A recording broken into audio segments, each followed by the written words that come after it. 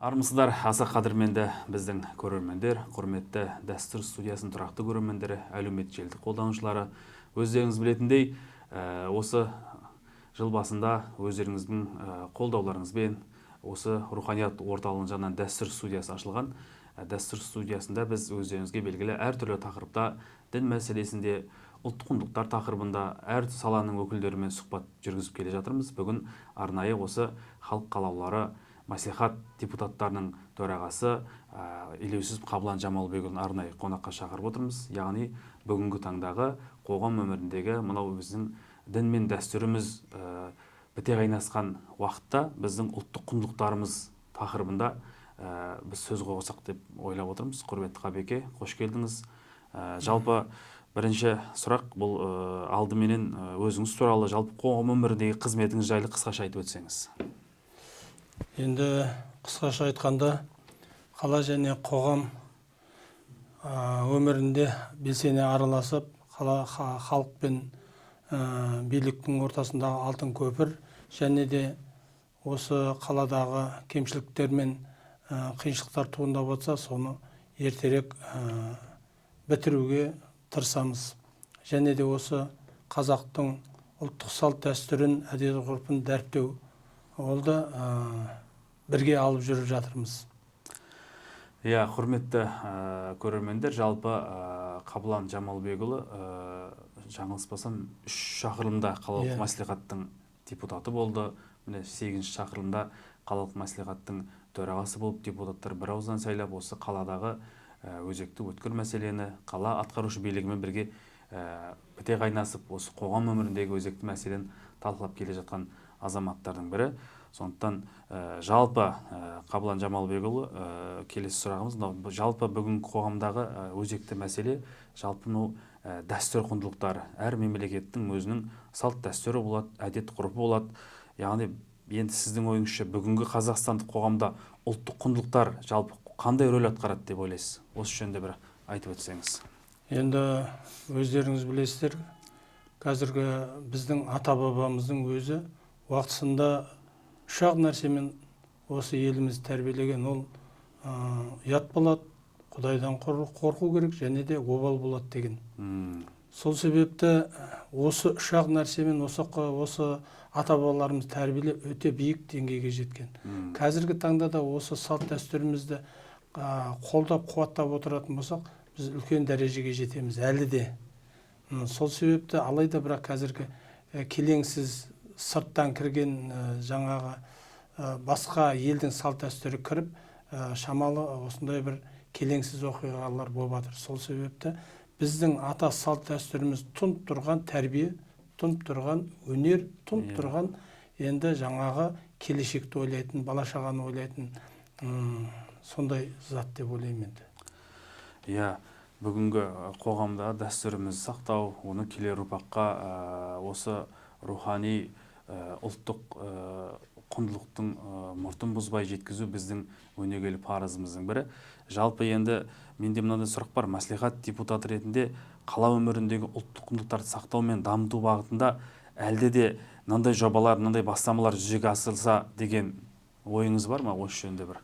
Оны мысалы енді өзіміздің ол енді ұзаққа бармай ақ қояйық, мемлекет деңгейінде де және де өзіміздің қалада құрметті қала тұрғындары, қазіргі біздің осы ата-бабамыздың салып кеткен сара жолы бойынша біз осыдан осы 2000 жылдары Кентау болашақ атты қоғамдық ұйымда біз енді өздеріңіз білесіздер, қаланың құрметті азаматы, аптал азаматы, енді алайда дүниеден өтті, Мұқан Тұрысбеков.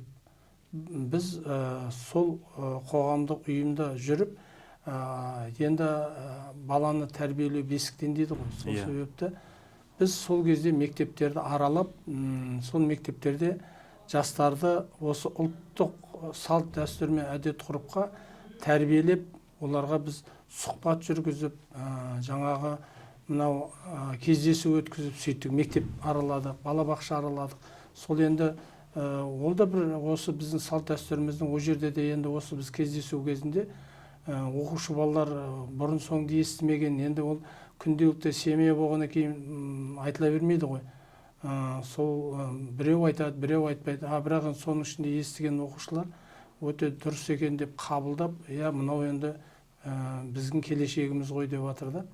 Сол себепті біз қазіргі таңға шейін, алайда жаңағы осы салт дәстүрді осы күнге шейін біз жүргізіп тұрамыз. Қазіргі таңда осы қаланың ардагерлері бар, ақсақалдары бар, әжелері бар.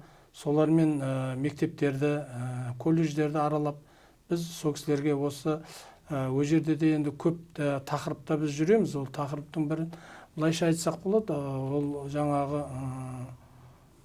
жар таңдау мен жаңағы мамандық таңдаудан ата-бабамыз адаспау керек деген. Енді ол мамандық, ол өмірлік оның азығы. Ал енді жаңағы жар таңдау, ол енді өмірлік жары. Енді сол себепті осы екеуінен ата-бабамыз айтып кеткендей, таңдауын дұрыс жасаса, келешек ұрпағымыз да біздің дұрыс болады деп ойлаймын. Сол себепті біз ол жерде әртүрлі темада барып айтамыз. Қазіргі таңда көп оқушылар барған кезде, біз қай осы жоғары класстарға бардық, біз сол кезде осындай жаңағы проблема дейміз ғой, солар болды. Ол проблеманың бірі жаңағы біз қай оқуға, қай мамандыққа баратынымызды әлі таңдаған жоқпыз дейді. Уже олар 10-11 класстағылар. Сол себепті ол жерде біз айтып түсіндіріп жатырмыз, мемлекетімізге, елімізге, осы халқымызға керекті мамандық мынау деп бағыт бағдар беріп, ары қарата оларға түсіндірме жұмыстары жүріп жатыр енді. Жақсы. Енді ол Мұқан ағамыз кезінде осы бастамамен жүзеге асты. Енді алдағы уақытта да осындай бастамалар жүзеге асылса, оны қолға алса деп есептейсіз ғой жалпы? Енді оны қазіргі таңда біз енді тоқтатып атқан жоқпыз. Ол жақсы бастама екенін білдік та, ары қарата осы біздің сәл де болса да бір азын-аулақ аудитория болсын, соларға біз көмек ретінде болса, біз бір адамға көмектесек те, ол еліміздің бір келешекте тұтқасын ұстайтын азамат болса, ол бізге өте сауапты іс деп ойлаймын. Себебі енді бұл мемлекет деңгейінде де, бұны қазіргі таңда мемлекет деңгейінде де бұны қолға алу керек деп ойлаймын. Себебі қазір жаңағы анау осындай жастарымыз қазіргі осы мектеп қабырғасынан, балабақша қабырғасынан, одан кейін мектеп қабырғасынан дұрыс тәрбие алып біздің салт дәстүрмен жүретін болса, келешекте ол мемлекетіміздің де үлкен тірегі болады, тұтқасы болады, сондай болады. Сол себепті мен ойлаймын, ол қазір мемлекетте осы жаңағы мынау сырт жақтан келіп атқан тәрбие, ол енді ол бір жағынан дұрыс шығар, бір жағынан мен енді өзімнің ойым, пікірім, ол шет мемлекеттен гөрі өзіміздің бұрынғы ата-бабамыз салып кеткен жаңа салт дәстүр, ол енді дұрыс дәстүр. Ол өмірлік тәжірибесі бар ата-бабаларымыз, солардың бәрін көрген, жаңағы есептеген, пішкен, содан кейін барып осындай шешімдер шығарған, нақыл сөздер қалдырған деп ойлаймын. Жаңағы сөзіңіздің арасында шетел мәдениеті туралы айттыңыз. Осы жерде бір сұрақ бар. Жалпы мынау урбанизация дейміз, цифрландыру, шетел мәдениетінің ықпалы артқан уақытта осы ұлттық болмысымызды қалай сақтап қаламыз? Сол жөнінде бір ойларыңызды айтып өтсеңіз. Ол енді ол ұлттық немізді сақтап қалу мақсаты, ол біздің тілімізбен, мынау дініміз дейміз, тіліміз дейміз, тәрбие, отбасылық тәрбие. Отбасында қазір қандай тәрбие көрсе, ертең сол келешекте сол адам сондай болып шығады. Себебі қазір енді біздің әлеуметтік желілерде неше түрлі нәрселер, енді жаман нәрселер де бар, жақсы нәрселер де бар. Бірақ енді соның жамандығын бала деген өзі сондайға құмарлау ғой.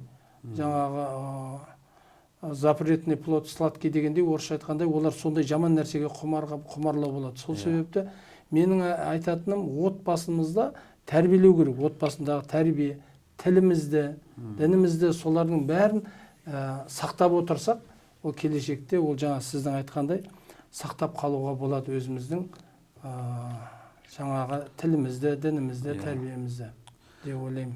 Дұрыс айтасыз. Жалпы бүгінгі ғылыми техникалық революциялық уақытта жалпы жастардың мәдениеті, жастардың білімі дамыған дұрыс, бірақ сонымен қатар өзінің ұлттық болмысымызды, қазақи болмысымызды сақтап қалу өте маңызды. Осы жерде бір сұрақ туады. Жалпы мынау жастар қазір білесіз, заманауи әлеуметтік желі, TikTok дейміз, басқа дейміз, бұрын бір парламент сенатының депутаты айтқан сөзі бар еді. Бұрын біз ата бабаларымыз жастар так-такпен тәрбиелеп, қазір тик-токпен тәрбиелеп жатырмыз дейді. Яғни осы тұста осы жастардың өмір салтына біздің дәстүрлерімізді ары қарай жоғалып кетпей енгізу үшін қандай тетіктер қажет деп есептейсіз? Ол үшін менің өзімнің жеке пірім ойым білім, мәдениет жаңағы. Одан қалса жаңағы іс-шаралар бар, әлеуметтік қолдаулар бар, сол әлеуметтік қолдаулар бар. Солардың бәрін қолдай отырып, арғаты жұмыс істеу керек. Енді оны қазір сақтап қалу шілей енді бұлай менің өзімнің ойымша әр семьядағы басшы жақсы болып өздерінің балаларына дұрыс тәрбие беріп, білім беріп жататын болса, ол енді біртіндеп орнына келеді деп ойлаймын. Біз енді көпшілікте осы біз енді өз басымыз енді жаман нәрселерді көп айта береді. Менің өзім ойым, жаман нәрсені емес, енді қазақта мақал бар, жақсыны айт дейді, жаманды қасына таяп қой дейді. Бірақ біз сол жақсылықты көбірек айтуымыз керек. Әлеуметтік желіде болсын, қазіргі таңда біздің кешегі осы бір кішігірім осы қаламыздың 70 жылдығы өтті. 70 жылдығына орай біздің салт дәстүрімізді, әдет ғұрпымызды дәріптеу мақсатында осы бір қазақтың көкпар деген теңге алу, ауыртпас жаңағы аударыспақ, одан кейін жаңағы анау тайбайге балаларымызды тәрбиелеу мақсатында осы үкімет тарапынан қаржы бөліп, осы жерде Қанақ елді мекеніндегі ат шабатын жерде үлкен сондай бір жарыс өткізді. Ол да біздің бір қазақтың салт дәстүрін, әдет ғұрпын ол жерде дәріптеп жатыр. Және де ол біздің жаңағы жігіттерімізді жігерлікке, намысшылға, жаңа патриотизмге ол жерде де біздің гимніміз ойнап, жаңағы көкпарымыз шауып жатыр. Соларға қарап, сол жастарымыз бой түзеп жатыр үлкендерге қарап. Енді ол да бір жаңа біздің ұлттық ойынымыздың бір дәріптеуі дейміз. Оның үстіне кеше өздеріңіз білесіздер, осы тағы да 70 жылдыққа қаламыздың жаңағы әкімінің ұйымдастыруымен айтыс өтті. Ол айтыста да енді тартысты болды деп айтуға болады. Себебі ол айтыста да өзіміздің енді айтыста да өзі қаланың жақсылығы мен кемшілігін айтып, солардың түзелеу жолдарын оларда бір ауыз айта кетті. Сол себепті осындай салт дәстүрлерді көбейтіп, жаңағы халыққа пайдасы тиетіндей болатын болса, ол тіпті жақсы болады деп ойлаймын. Иә, кешегі 70 жылдыққа өткен шаралар жоғары деңгейде өтті. Оның ішінде өзіңіз айтқандай ұлттық көкпарымыз, тайбәйгеміз, жалпы бұл келер ұрпаққа біздің дәстүрімізді жаңғыртып отыратын бір негіз құрал. Жалпы енді сіз үшін жалпы жеке тұлға ретінде ең маңызды ұлттық құндылықты қандай және не деп санайсыз жалпы өзіңіз жеке азамат ретінде бүгінгі таңда біздің ұлттық құндылығымыздың ең маңыздысы қайсы? Ол қоғамдық келісім мен өзара құрмет. Ұлттық рухтың басты міндеті ол. Тірегі десек те болады. Сол себепті ол енді қазір өзіміз ол қоғамда жүргеннен кейін осы бір жаңағы айтып отқан келісім, ол қазір енді өздерің айтып отырсыздар ғой, мына көп ұлтты мемлекетпіз. Өз жердің бәрінде де сол жаңа келісім керек. Ұлттардың бірлігі, жалпы халықтың достығы, бұл біз өздері бір-біріне құрмет керек қой. Өте маңызды қадамдардың бірі, дұрыс айтасыз. Жалпы мынау қоғамдық өмірде дәстүр мен заманауилықтың тепе-теңдігін сақтау бұл қаншалықты маңызды? Ол өте маңызды. Себебі бұл өмірде тепе-теңдік деп отырмыз ғой, жаңағы құндылықтарды сақтай отырып, құндылықтарымыз сақтай отырып, біз мемлекетіміздегі елдің жаңағы мемлекетіміздің абыройын көтере отырып, халықпен бірге, өкіметпен бірге, сол бір-бірінен асып кетпей, сол тепе-теңдікті ұстап отыруымыз керек. Біреу көп болып кетсе, ол да дұрыс болмайды. Ал біреу аз болып қалса, ол да дұрыс болмайды. Қазіргі таңда біздің енді өзіңіз көріп отырсыз ғой, енді біздің дін жағымыздан, мысалы, сырттан келген бірталай жаңағы діни өкілдер көбейіп кетті.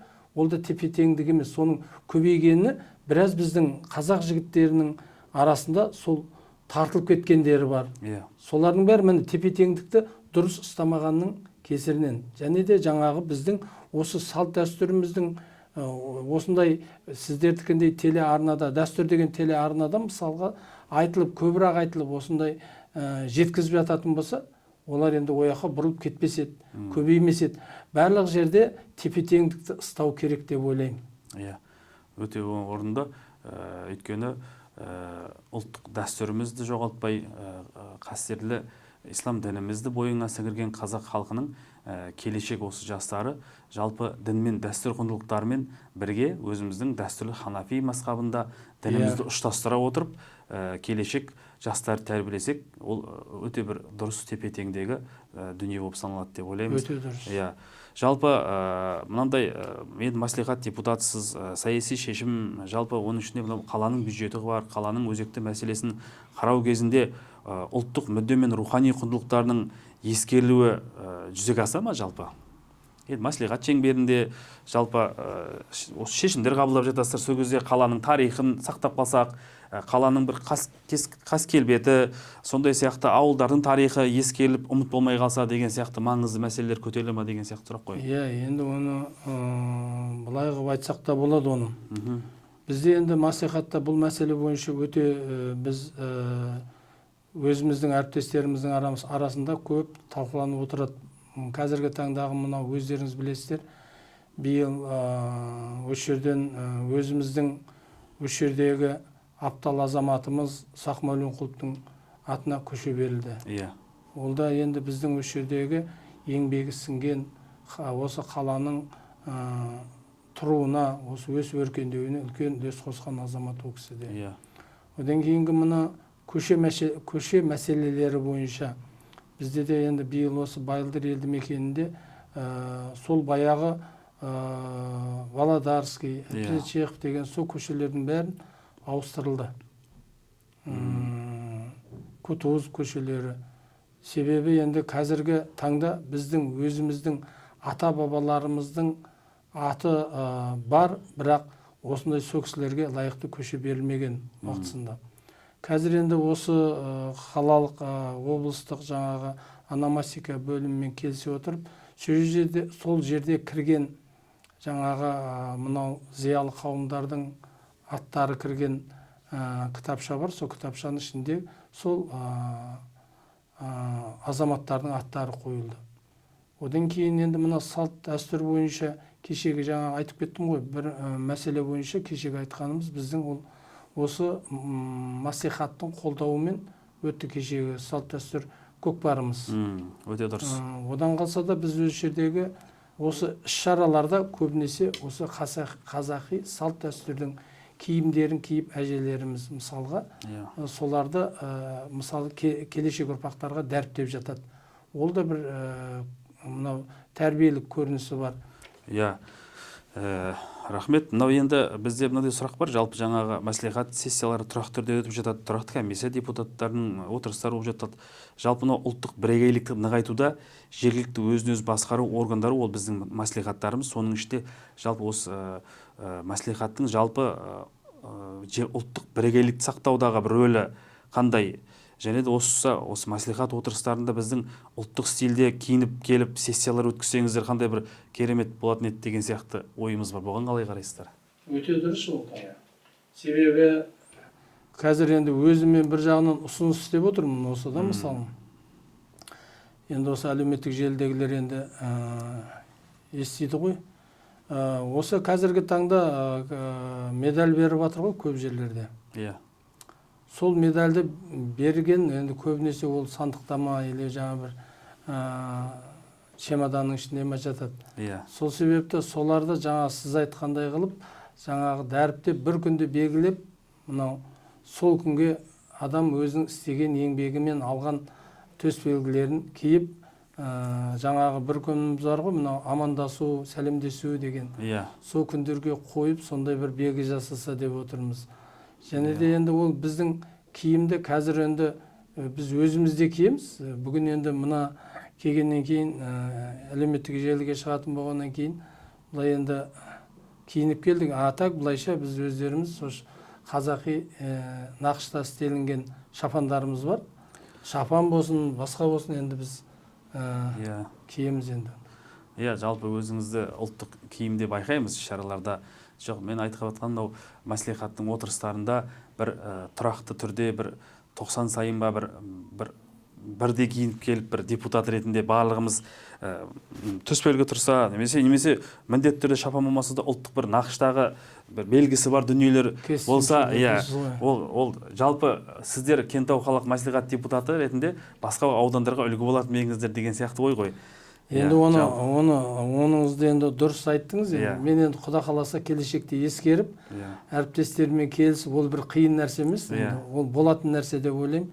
Құда қаласа ол да бір жақсы келешекке деген ол бір жақсы бастама болады деп ойлаймын енді. Жалпы мынау бүгінгі таңдағы қоғамның қозғаушы күші бұл жастар деп айтамыз. Үнемі жастар арасында патриотизм мен отансүйгіштікті арттыру бағытында жалпы осы қандай тиімді тәсілдер бар деп өзіңіз есептейсіз жеке тұлға ретінде? Енді ол патриотизмге халықты, жастарды тарту үшін мынау көбірек шара өткізу керек. Жастарды тарту мақсатында. Біз өткен жолы өзіміз куә болдық. Осы біздің жастар орталығындағы Сұлтан Азат інімізге, себебі ол кісінің еңбегіне мен оң баға берем. Осы таңға шейін енді көп жұмыстар істеп жатыр. Өткен жолы бір осы жастарды жиып Қантағының тауына барып, ол жерде жаңағы тазалық жұмыстарын жүргізді. Ол қала әкімшілігі бойынша, сол жастар бойынша, және де осы жарыстар өткізіп, енді қазіргі таңда өте бір қатты жұмыс істеп жатыр.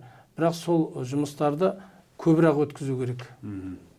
Көп өткізсек, енді халықтың көзі ашық болып, кешегі мысалы ол бірде-бір өте бір керемет істелінген нәрсесі, ол халыққа осы қазір тазалыққа үйрету мақсатында аулалар бар ғой, көп қабатты үйлердің аулаларында жаңағы өздерінше кішігірім өздеріне жаңа мороженое беріп, балалардың бәрін өзінің аулаларын өздеріне тазалатқызып жатыр. Ол да бір енді жақсы тәрбиелік мағынасы бар деймін. Себебі әр адам өзінің отырған жерін, үйін тазалау керек деп ойлаймын. Бұл да бір жақсы іс деп ойлаймын. Патриотизмге тәрбиелеудің бір ерекше тәсілі ретінде. Енді ол әркім енді патриотизм өзінің жүректе болады ғой. Елімді қорғаймын, жерімді қорғаймын, отанымды қорғаймын, үйімді қорғаймын дегендей. Әр адамда осындай бір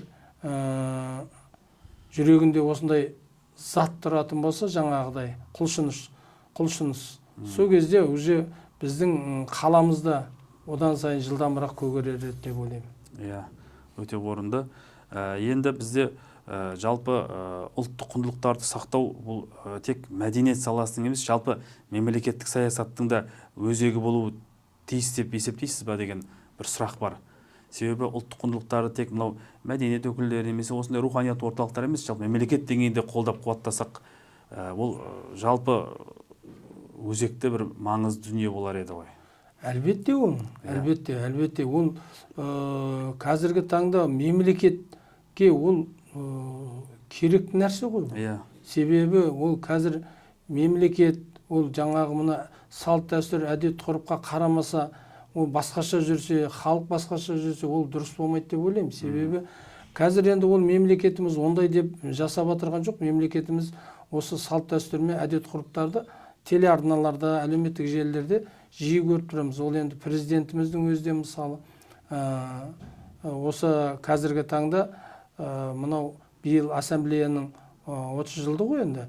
Соған байланысты қазіргі небір әр ұлттың өзінің салт дәстүрмен, әдет ғұрпымен жаңағы іс-шара өткізіп жатыр. Оның бірі біздің мемлекетімізде де мына қазақи салт дәстүрдің де ол мемлекетіміз деңгейінде ол да іс-шарада өтіп жатыр. Сол себепті ол өзі кейінгі ұрпаққа керекті нәрсе деп ойлаймын.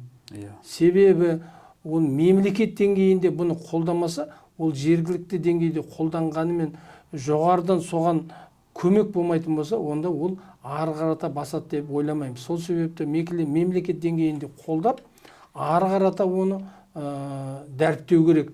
Осы кейінгі мына ұрпақтар. Ал енді оны мемлекет енді қазір көмектесіп те жатыр деймін, и көмектеседі де. Себебі ол біздің ортақ ісіміз. Иә, дұрыс айтасыз. Мемлекеттің ең маңызды міндетінің бірі дәстүр мен дінді насихаттап, келер жас ұрпақтың бойында отансүйгіштік қасиеттерін қалыптастыру ол мемлекеттің маңызды міндетінің бірі. Жалпы мынау бүгінгі жас буын, мынау қазір заманауи тілде Z ұрпақ дейді ғой. Жалпы осы жас буынға айтар бір ұлттық өсиетіңіз болса, қандай өсиет айтқан болар едіңіз? Енді бірінші өсиетім ата-анасын сыйлау.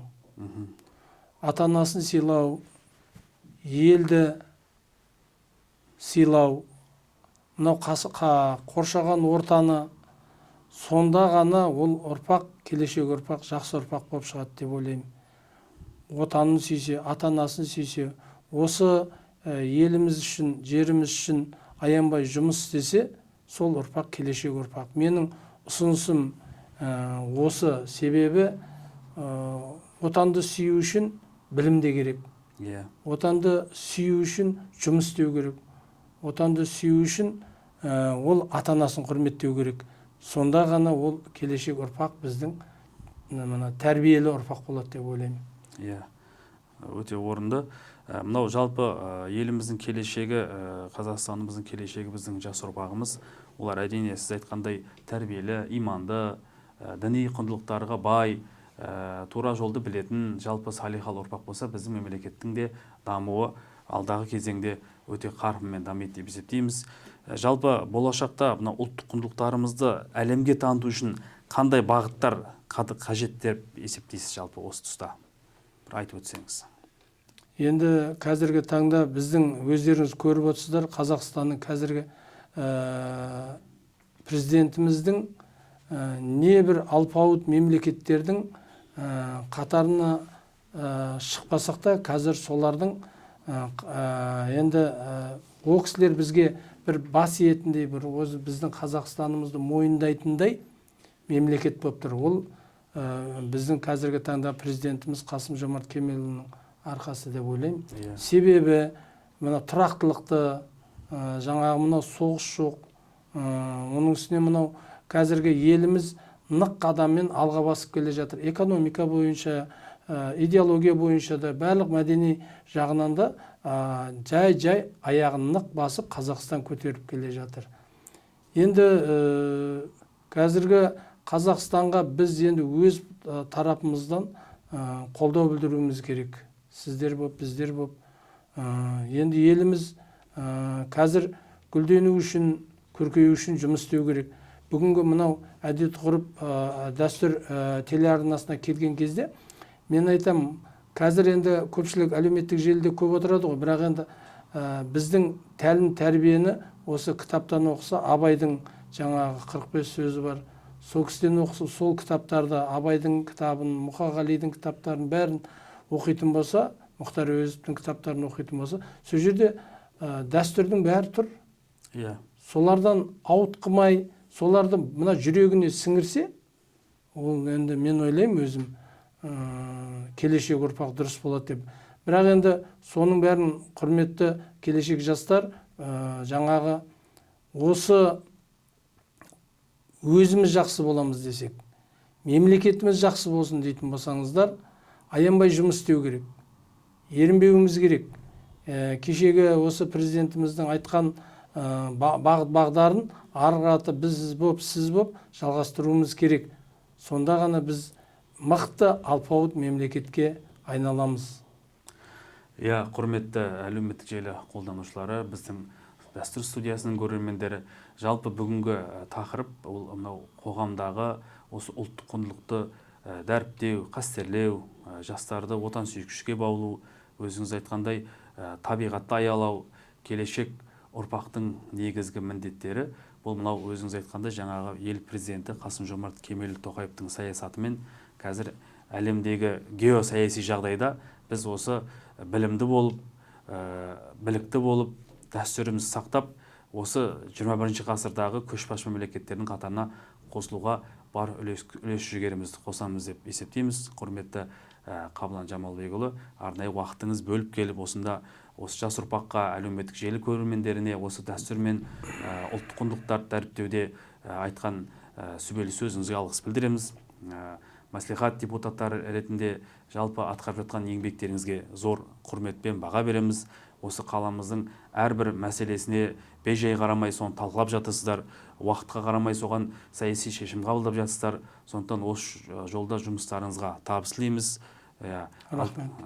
Кеше ғана республика күні өтті, қаламыздың 70 жылдығы өтті. Барлық мерекелеріміз осы еліміздің, қаламыздың дамуына жалпы үлесін қосады деп есептейміз. Әрбір азаматымыз осы патриот болып елге еңбек сіңірсе, біз алмайтын асу, біз алмайтын қамал жоқ деп ойлаймыз. Дін мен дәстүр құндылықтарын насихаттауда белсенді болайық ағайын. Қадірлі көрермендер, бүгінмен осымен сұхбатымызды тәмамдаймыз. Қабылан Жамалбекұлы, арнайы алғыс білдіреміз. Рахмет Сау саламатта сіздерге. болыңыздар. Сау болыңыздар.